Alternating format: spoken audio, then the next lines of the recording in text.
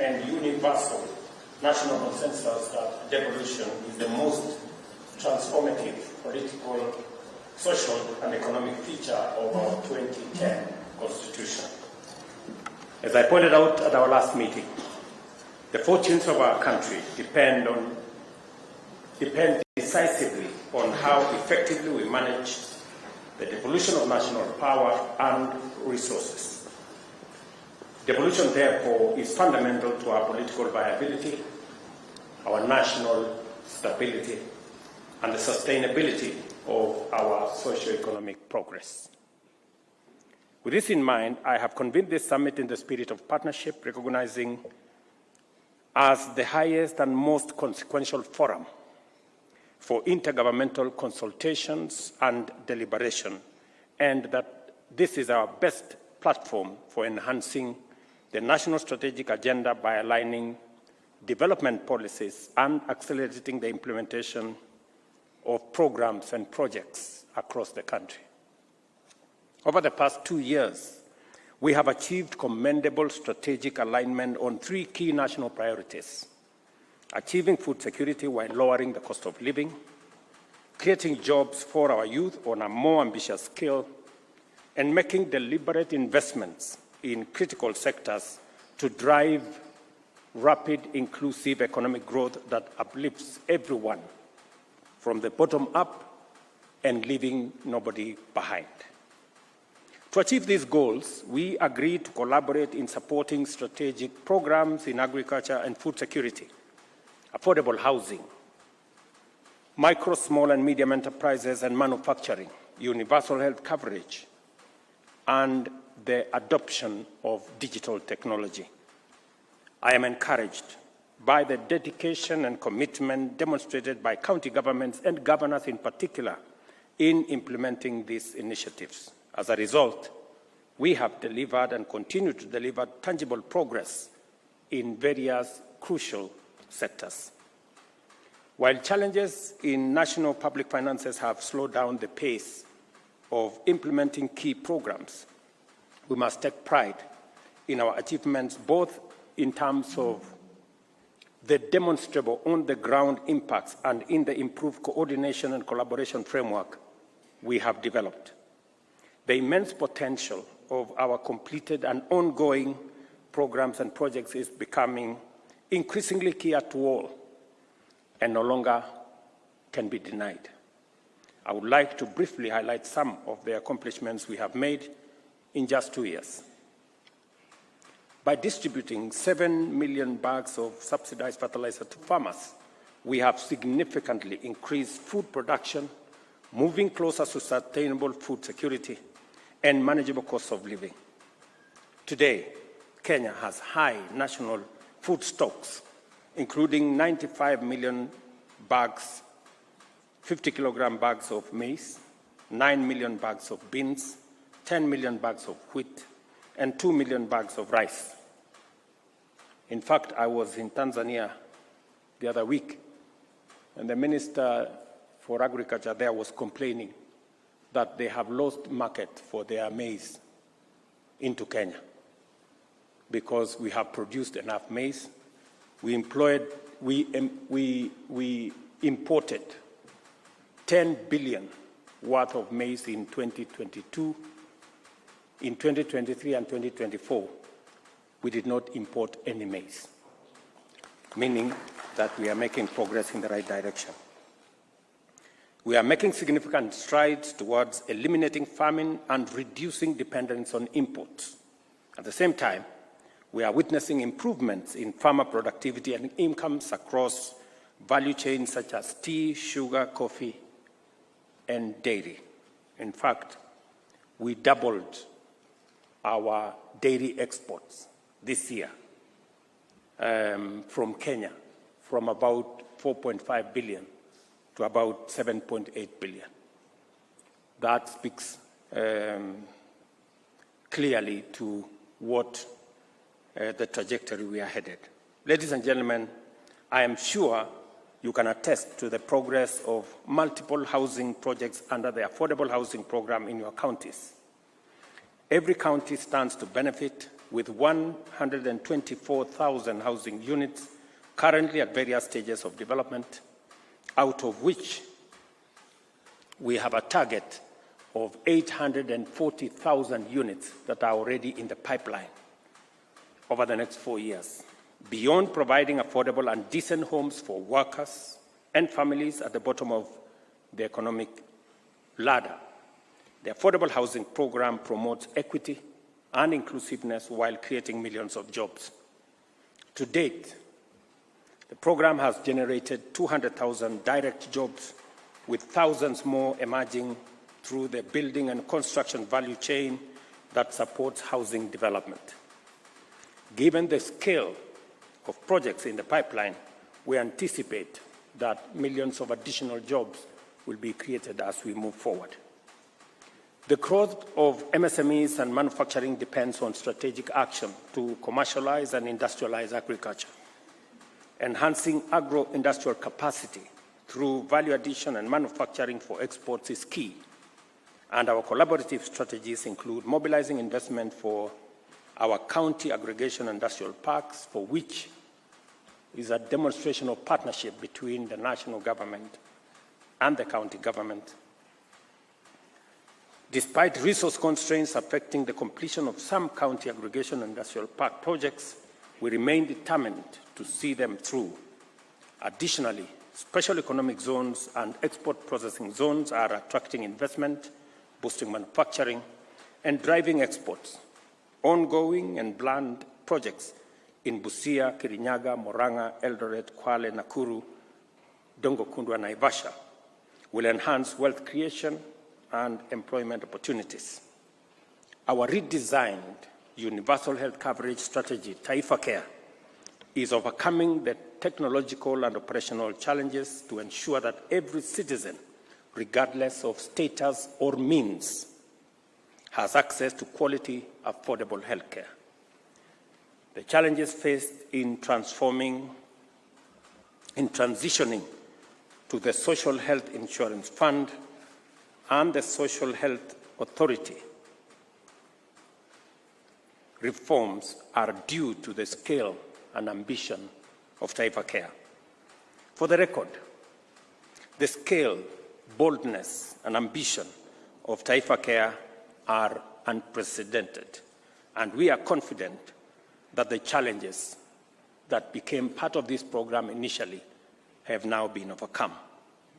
The progress we are unlocking under Taifa Care will enable us to achieve a goal that has eluded us for many decades: a functional and inclusive system that delivers universal health care as a fundamental entitlement for all Kenyans. I think we are all alive to the fact that universal health care was part of the NAC government plan. It was part of the Jubilee administration plan. And I am persuaded beyond doubt that those two successive governments believed in this program and they wanted it implemented. It just happens to be that fate has conspired that we are the people to implement it. And I want to tell you that we will, and we will succeed. I can already see progress that has been made. The naysayers are becoming fewer. I saw the media today, they were saying the other weeks, oh, this thing is not going to work. Now they are saying it is working, but it is creating two categories of Kenyans. Okay, that's good progress. At least we are beyond the point where is it working or not. Okay, so we will move on to that other step, and we will demonstrate to them that, in fact, it is working for everybody. And I have no doubt in my mind that this program will work, because my team and I and the Council of Governors, we have spent countless hours figuring out how this is going to be rolled out. Similarly, our digital superhighway and creative economy programs are mobilizing investments and creating jobs for digital workers nationwide, promoting transformation at grassroots level. This means that every county is therefore fully in play as regards to two salient components of our digital economy development strategy. The first component is our accelerated effort to provide 100,000 kilometers of last-mile fiber optic infrastructure supported by the establishment of digital hubs in every ward. The second is the concurrent initiative to equip youth with digital skills, which has already benefited 700,000 young people who have already been trained on digital skills.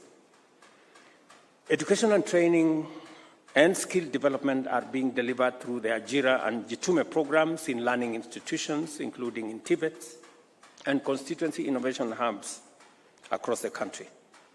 Thanks to these interventions, more than 180,000 young people have secured jobs online. We project that within 2 to 3 years, this program will have the capacity to generate over 1 million digital jobs. I wish to state that I acknowledge your concerns regarding the disruptions caused by delay in disbursing funds to county governments. The intermittent flow of resources, especially conditional grants and development funds, has undermined the ability of county governments to effectively support the implementation of strategic national programs and complementary county projects. It is deeply regrettable that our overall development and service delivery outcomes would likely have been much more different under a more favorable fiscal environment. I appreciate your understanding that due to unavoidable internal and external factors, our recent periods has been marked by exceptionally challenging macroeconomic and public finance volatility compounded by the severe socio-political challenges experienced earlier this year. Nevertheless, I urge you to focus on the silver lining. Through determined effort, we have stabilized the economy. As a result, inflation has reached a historic low of 2.8 this month. Our currency is strong, and our foreign exchange reserves are robust. We are beginning to see the coming down of interest rates. Consistently over the last 6 months, our fuel products have come down, including yesterday, by about 4 shillings, and we are making progress in the right direction. In other words, the conditions are now in place for us to achieve a stronger economic outlook and maintain consistency in disbursement of allocated revenues. I am informed by John Mbadi that today he will be releasing the monies for last month. That means that we are consistently moving in the right direction. As and when the situation improves, we want to be consistent as we support counties to discharge their responsibility. That said, 3 significant challenges remain: high public debt, including pending bills and sustainable public wage bill, and inefficiencies in revenue collection and utilization. To address these constraints and to do so effectively, unity of purpose and sustained collaboration between national and county governments is essential. Our continued cooperation will enable us to expand fiscal space, improve budgetary allocation, and ensure timely disbursements to counties. I must emphasize that devolution is not just a policy or an administrative tool. It embodies the fundamental aspiration of our citizens, is a fundamental principle of our nationhood, and an essential constitutional value and transformative pillar of our governance. For this reason, devolution is here. Devolution is a critical catalyst in the actualization of our national values and principles of governance, carrying With it, our shared mandate and collective power to guarantee basic rights, empower every citizen, eliminate discrimination, and also resolve historical injustices. As stewards of public authority and resources, it is our collective responsibility to work hard and to work so together to ensure that the devolved system delivers for the people of Kenya effectively, efficiently, and accountably. We understand the constraints within our national fiscal framework, which limits our ability to fully meet county government expectations for shareable revenue. This challenge cannot and should not be mistaken for lack of commitment to devolution. Rather, it is a temporary difficulty arising from inherited fiscal vulnerabilities and the incomplete implementation of devolution. We are taking effective measures to address these issues, and our resolve to consolidate and deepen devolution remains very strong. To this end, we will complete the transfer of all devolved functions to county governments without delay. I am informed by the Attorney General that this Friday, the functions that have already been agreed upon will be gazetted and transferred to counties. Those that remain, there is extensive consultations between the two levels of government under the IGRTC program so that we can get things moving. And I am pleased to report that the Intergovernmental Relations Technical Committee has finalized the unbundling, delineation, and transfer of functions in line with our directive last year in the last summit. I now direct the committee to take the next step of systematically identifying and transferring the requisite budgetary and other resources tied to these functions in the next fiscal year. Harmonious intergovernmental relations, as outlined in Article 6 of the Constitution, are essential for effective and sustainable devolution and, by extension, the success of our national socio-economic transformation agenda. While the two levels of government are distinct, they are interdependent. Our relations must therefore be built on consultation and cooperation. It is in this spirit that I have consistently engaged with county governments and their leadership, both formally and informally, consulting governors to align our strategic agendas. I remain committed to holding regular engagements through the National and County Government Coordination Summit, which I recognize as a vital platform for advancing our shared priorities. In previous summits, we reached a consensus on establishing fit-for-purpose intergovernmental structures under the summit. These include the Council of Governors and its Secretariat, the County Assemblies Forum, and the Intergovernmental Relations Technical Committee as the summit's technical secretariat. We also agreed to amend the Intergovernmental Relations Act of 2012 and the Public Financial Management Act of 2012 to strengthen these bodies' capacity to fulfill their mandate. I am pleased to note that the necessary measures are on track to achieve these resolutions. Article 6, 187, and 189 of the Constitution emphasize consultation, cooperation, and coordination between the two levels of government. We should draw inspiration from the ongoing collaborative efforts, such as the national government support for county-led initiatives like school feeding and bursary programs, as well as classroom expansion projects. Similarly, counties are partners with the national government on fresh produce market infrastructure projects. I commend the IGRTC for facilitating these partnerships and formalizing them through intergovernmental agreements.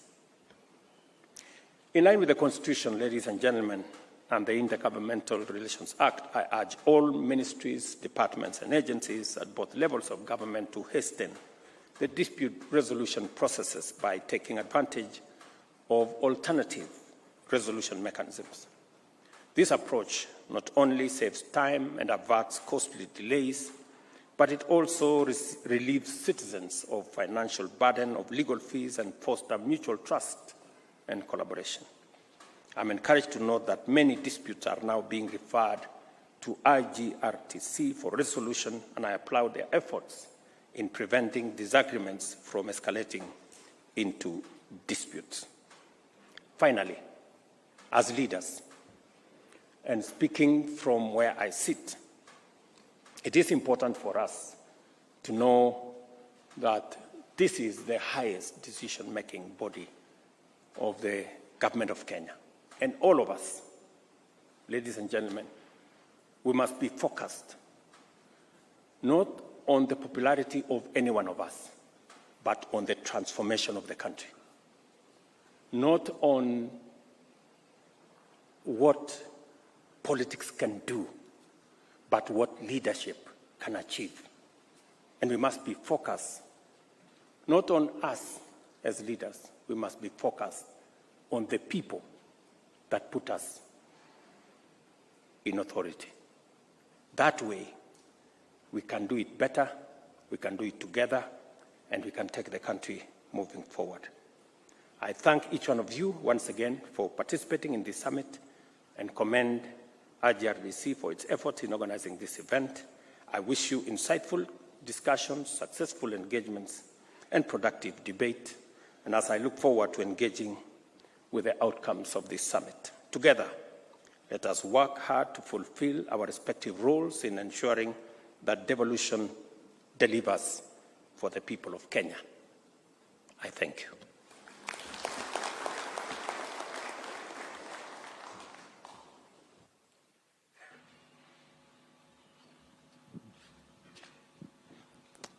Your Excellency, sir, we now invite you to substantively take over